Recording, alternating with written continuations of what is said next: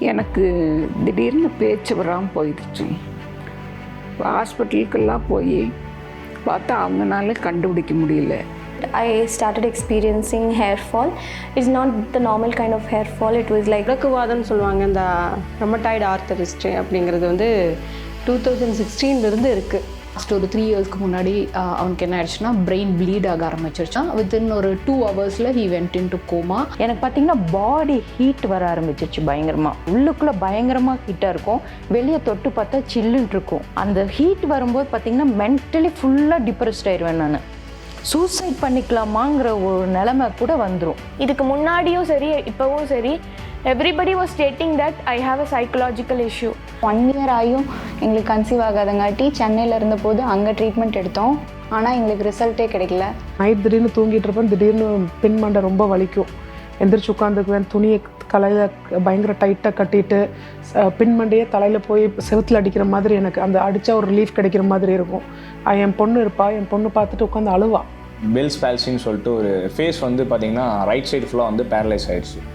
ஆக்சுவலாக அது வந்து என்னென்ன கூட எனக்கு ஐடியாவே கிடையாது எனக்கு வரும்போது. டெஸ்ட் பெயின்னா சும்மா விளையாட்டு இல்லைங்க, அதாவது தூங்கவே முடியாது, அப்படியே விரைச்சி படுத்துக்க வேண்டியது தான். நிமிந்தா வலிக்கு இதுதான் வலிக்கு, கரெக்டாக முன்னாடி வந்து ஜஸ்ட்லி கரெக்டாக வலிக்கும். அது வந்து ஹார்ட் அட்டாக்ங்கிற மாதிரி தான் சொல்லுவாங்களா, அந்த மாதிரி தான் பெயின். வலது பின்னந்தலையில் ஆரம்பிக்கிற வலி வந்து இடது சுண்டுகால் வரைக்கும், சுண்டு விரல் வரைக்கும் இழுக்கும். நானும் பார்க்காத டாக்டர்ஸ் கிடையாது.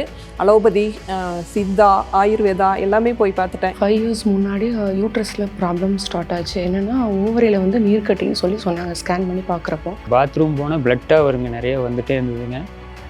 6 தனியார் ஆஸ்பத்திரிக்கு போய் என்னால் வந்து முடியலைங்க. நான் தெரியாமல் நிறைய பக்கம் போய் ஏமாந்து இந்த முறையான வைத்தியம் இல்லாமல் நான் ரொம்ப கஷ்டப்பட்டுட்டேன். வர்மா ட்ரீட்மெண்ட்டுங்கிறாங்க, அக்குபஞ்சருங்கிறாங்க, ஏதாவது செலவு நிறைய ஆயிருமோ, எக்கனாமிக்கெலாம் நம்ம தான் பர்டன் ஆயிருமோ அப்படின்னு கூட பயந்துட்டு இருந்தேன்.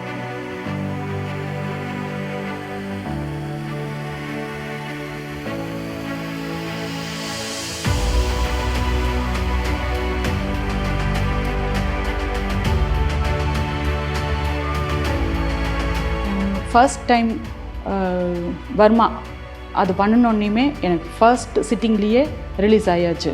பேச்சு வரும்னு நாங்கள் நினைக்கவே இல்லை. வீட்டில் இருக்கிறவங்களுக்கு எல்லாம் சந்தோஷப்பட்டாங்க. I was not asked to take any tablets, any medicines, nothing external. Just a change of lifestyle. Nobody else was able to find out what the issue is or give me a correct remedy for this. All they told was they did not have a medicine, but when I came to Yukti, I was able to get this cured. மனசோட இப்போ நான் சொல்கிறேன்னா இந்த ரெமட்டாய்டுக்கு அப்படிங்கிறது வந்து தீர்வு இருக்குங்கிறத வந்து என்னுடைய மூலமா நான் எல்லாத்துக்குமே சொல்ல விரும்புகிறேன். ஆஃப்டர் 10 செஷன்ஸ் அவனோட left hand he try to operate like picking a tumbler ஒரு கிளாஸ் ஒரு ஸ்பூன் அதெல்லாம் ட்ரை பண்ணால் என் பையன் நடக்க முடியாதுன்னு ஃபீல் பண்ணுறதுக்கும் என் பையன் நடக்கிறான்றதுக்கும் லாட் ஆஃப் டிஃப்ரென்சஸ் ஆகுது. பர்மாவில் அக்குபஞ்சரில் இவ்வளோ தூரம் ரெடி ஆகுங்கிறது எனக்கு இங்கே வந்து தான் நான் ஃபீல் பண்ணுறது. இவங்களை பார்க்குறதே ஒரு பாசிட்டிவிட்டி தான். இவங்க 2 பேர்த்தையும் பார்த்தாலே நான் அப்படியே மாறிடுவேன். எவ்வளவோ ப்ராப்ளம் இருக்கும் ஆஃபீஸில் சரி வீட்டில் சரி, எல்லாத்தையும் அந்த ஒரு செகண்ட் நம்ம மறக்கணும்னு நினைப்போம் தெரியுமா. அது யாருக்கு வேணாலும் என்ன வேணாலும் இருக்கலாம். ஆனால் எனக்கு வந்து அந்த இடத்துக்கு போகிறது தான். இல்லை அந்த ஆக்சிடெண்ட்டில் என்னோடய ரைட் நெக்கில் அந்த நர்வில் ஏதோ ப்ராப்ளம் இருந்திருக்கு. இதனால தான் இது வந்திருக்குன்னு ஐடென்டிஃபை பண்ணதே எனக்கு கவியரசு டாக்டர் தான்.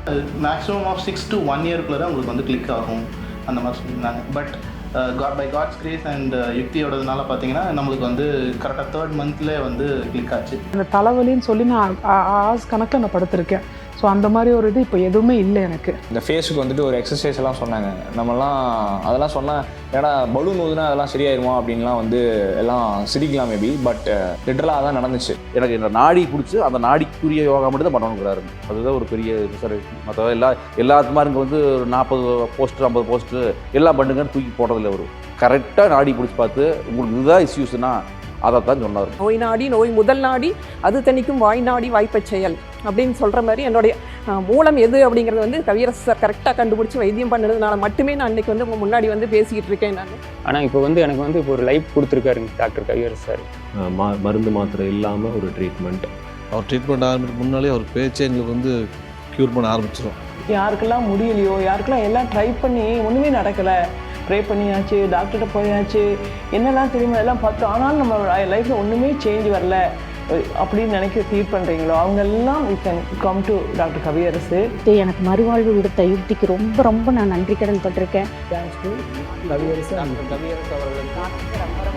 தேங்க்யூ யுக்தி.